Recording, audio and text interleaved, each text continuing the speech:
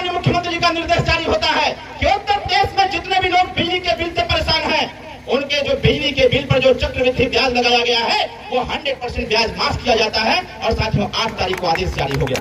मैं जानता हूँ 8 तारीख को आदेश हुआ। मैं पूरे प्रदेश का दौरा किया। जब मैं जगह जगह इस बारे में पूछना चालू किया तो गांव के लोगों को इस बात की जानकारी नहीं थी। हमने बाबूजी से चर्चा किया। हमने कहा बाबूजी जब नोटबंदी हुआ था, रात को 12 बजे नोट बंद हुआ और सुबह तक पूरे देश को पता चल गया कि अब 500 1000 का नोट चलने वाला नहीं। लेकिन ये जो 8 तारीख का निर्देश जारी हुआ है, इसके बारे में गांव गरीब लोगों को नहीं पता है।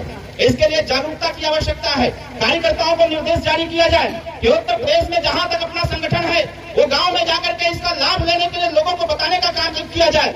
और साथियों मैं इस चीज का साक्षात गवाह हूँ। 8 तारीख का जो आदेश हुआ, जिसके दरवाजे पर 15,000 का बिल पहुंचा हुआ है, एक्चुअल में आपका बिजली बिल मात्र 3,000 रुपया। 15,000 जिसका बिजली बिल है, एक्चुअल में उसका बिजली बिल मात्र 3,000 रुपया है। और 3,000 रुपए पर ये ब्याज और ब्याज पर ब्याज बढ़ाते हुए 15,000 लगा करके आपके दरवाजे तक भेजने का काम किया। इसलिए मुख्यमंत्री ने निर्णय लिया और 8 नवंबर से लेकर के 20 दिसंबर तक 100% बिजली के बिल का ब्याज माफ था। साथियों जब इस बात की हमको जानकारी हुआ, मैंने फिर माननीय मुख्यमंत्री जी से मुलाकात किया और मुलाकात करके फिर मैंने कहा कि सर इसके बारे में गांव के लोग नहीं जान पा रहे हैं। जहां पर आप बिजली बिल जमा करते हैं वहां भी लोग नहीं जाकर पूछ पा रहे थे। वहां पर एक फार्म मिल रहा था, फार्म को भर के जमा कर दीजिए और आपका जो कंसेशन के बाद डिस्काउंट के बाद 100% डिस्काउंट के बाद जितना बिजली बिल आपका बच रहा था उतना आपको जमा करके अपना जान छुड़ा लेने की आवश्यकता थी। लेकिन 20 तारीख बीत गया। मैं 20 तारीख को जनपद मऊ के मधुबन विधानसभा में एक जनसभा में मैं गया हुआ था। जब मैंने वहां पूछा कि क्या इस बारे में आप सबको जानकारी है, वहां की भीड़ ने कहा कि ऐसी तो हम लोगों को जानकारी नहीं है। मैंने फिर वहां जानकारी दिया और जनपद के एक्सीएन से बात करके हमने कहा कि इसकी जागरूकता फैलाइए ताकि गांव के गरीबों का कल्याण हो सके। और साथियों फिर जब हम लोगों ने बात किया तो 20 तारीख से 20 दिसंबर से लेकर के 16 जनवरी तक बहुत ध्यान से सुनने की आवश्यकता है। 20 दिसंबर से लेकर के 16 जनवरी तक फिर मैंने एक आदेश जारी करवाया माननीय मुख्यमंत्री जी के यहाँ से। उन्होंने आदेश जारी किया कि 80% ब्याज जो है वो माफ किया जाएगा, उसके बाद लोग जाकर के अपना बिल जमा करें। लेकिन साथियों मैं अभी कल बनारस में था और कल ही आपके बगल के बलिया में था और कल ही मैं मऊ में था। कल 3 जनपद में मेरा कार्यक्रम लगा हुआ था। जब वहां जाके मैंने पूछा तो आज भी जागरूकता की कमी है। और मैं अगर यहाँ पर इस बारे में पूछूं तो संभवतः यहाँ भी लोगों को जानकारी नहीं। मैं परसों गया था 29 तारीख को, मैं मुख्यमंत्री जी से मिलने गया था। मैसेज था वहां से कि आप आइए मुलाकात करने में गया था, लेकिन हमारी मुलाकात नहीं हो पाई।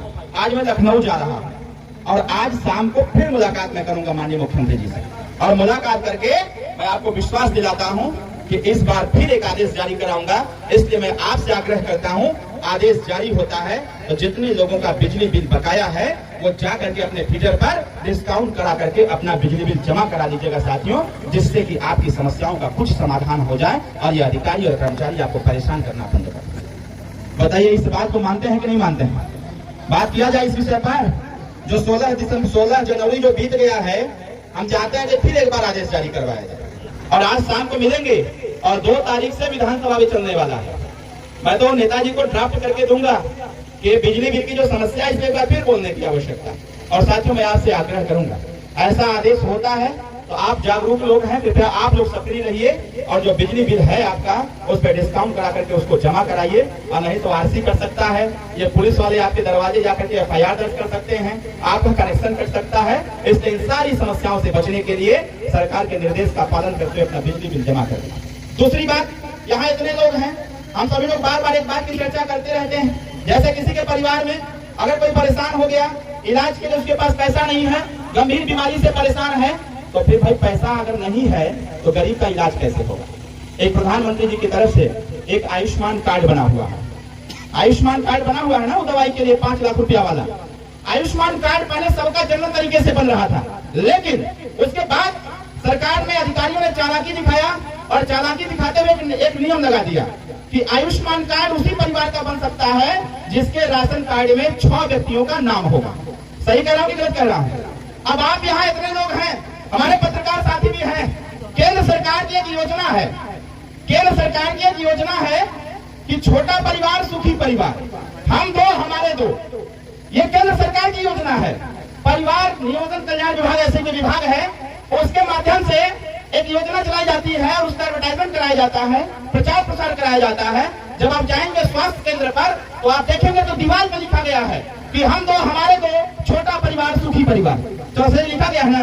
मैं यही बात माननीय मुख्यमंत्री जी से कहा, हमने कहा जब केंद्र की सरकार कह रही है कि हम दो हमारे दो, जब एक राशन कार्ड पर 4 ही नाम आना है तो ये 6 वाली व्यवस्था कहां से आ गई? ये 6 वाली व्यवस्था बंद करिए और जैसे सबका बन रहा था वैसे आयुष्मान कार्ड सबका बने, ताकि सभी लोगों को 5 लाख का इलाज आसानी से मिल सके। बताइए सही लड़ाई है कि गड़बड़ है? ये जोर से बोलिए, सही है कि गलत है? सही है ना। लेकिन इसके साथ साथ एक और योजना है, इसके साथ साथ एक और योजना है। हमारे नेता लोग बैठे हुए हैं, कोई विधायक, कोई सांसद, कोई मंत्री इस बात की चर्चा नहीं कर सकता है, लेकिन हम चाहे जहां रहते हैं वहां इस बात की चर्चा करते हैं। आपके परिवार के इलाज के लिए अगर आपके पास पैसा नहीं है तो आपको अपनी जमीन बेचने की आवश्यकता नहीं है। माताओं, इस बात का ध्यान रखिएगा। हम आज आए हैं आपके बीच में, अब आगे कब आएंगे ये कार्यकर्ताओं के ऊपर निर्भर करता है, लेकिन अगर मैं आज इस बात को कह रहा हूं तो इसको स्वीकारता प्रदान करिएगा। अगर हम आपको अवसर दे रहे हैं तो इस अवसर का लाभ उठाने का प्रयास करिएगा। मैं आपसे बस इतना कहना चाहता हूं, ये नियम में है कि कोई भी विधायक, कोई भी सांसद किसी भी व्यक्ति के इलाज के लिए, उसके ऑपरेशन के लिए, उसकी दवाई के लिए 500 रुपया से लेकर के 25 लाख रुपया का अनुदान वो व्यक्ति दे सकता है, लेकिन इसकी जानकारी लोगों तक नहीं है। 1952 से और चल रहा है और 1952 से इतना साल वोट देने के बाद भी जो आपका पैसा दवाई का है वो आप तक नहीं पहुंच पा रहा है। इसीलिए हम लोग मंच लगा के बोलते हैं, अगर आपके वोट देने से विधायकों का तनख्वाह बन सकता है, आपके वोट देने से सांसद का तनख्वाह बन सकता है, आपके वोट देने से मंत्रियों का तनख्वाह बन सकता है, तो आपके वोट देने से आपके परिवार का इलाज भी उनके पैसे से होना चाहिए। ये व्यवस्थाएं लागू होने की आवश्यकता है। और साथियों, एक छोटा सा काम करने की आवश्यकता है। कोई आपको पैसा दे या ना दे वो अलग का विषय है, लेकिन आपके आजमगढ़ में पीजीआई है, आपके आजमगढ़ में जो भी सरकारी अस्पताल हो, आजमगढ़ ही छोड़ दीजिए, उत्तर प्रदेश का कोई भी सरकारी अस्पताल हो, उस सरकारी अस्पताल में जहां आप अपने परिवार का इलाज कराना चाहते हैं वहां लेके चले जाइएगा और वहां से एस्टिमेट बनवा लीजिएगा कि इनके इलाज में कितना पैसा लगने वाला है। वो एस्टिमेट चाहे जितना पैसा का बन जाए, 25 लाख के अंदर का चाहे जितने का बन जाए, वो एस्टिमेट हमको दे दीजिए और किसी जन सेवा केंद्र से अपना आय प्रमाण पत्र बनवा लीजिए। और उसके बाद आधार कार्ड तो सबका बनल हुई, आधार कार्ड का फोटो कॉपी, मतलब कि आपके परिवार के इलाज में जो एस्टिमेट पर डॉक्टर ने बना के दिया है वो एस्टिमेट हमको दे दीजिए, अपना आय प्रमाण पत्र हमको दे दीजिए, अपना आधार कार्ड हमको दे दीजिए और आप भूल जाइए 10 दिन के अंदर अंदर सारा पैसा आपको दिला करके आपके परिवार का इलाज करा दिया जाएगा। आपको कहीं भटकने की आवश्यकता नहीं।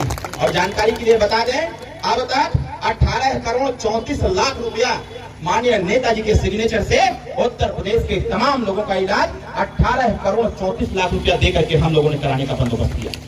पूरे उत्तर प्रदेश में माननीय मुख्यमंत्री जी के बाद अगर सबसे ज्यादा किसी ने पैसा दिया गरीबों के इलाज के लिए, ये मैं नहीं कह रहा हूँ, ये उत्तर प्रदेश के माननीय मुख्यमंत्री जी कहते हैं कि इस विधानसभा के अंदर बैठे हुए जितने भी विधायक और मंत्री हैं, अगर सबसे ज्यादा गरीबों के प्रति जवाबदेही कोई तय कर रखा है तो उसका नाम ओम प्रकाश राजभर और माननीय नेताजी ने इतना सारा पैसा दे करके अगर गरीबों का इलाज करा सकते हैं तो फिर आपके भी परिवार का इलाज करा सकते हैं। साथियों, इस काम को करने की आवश्यकता है।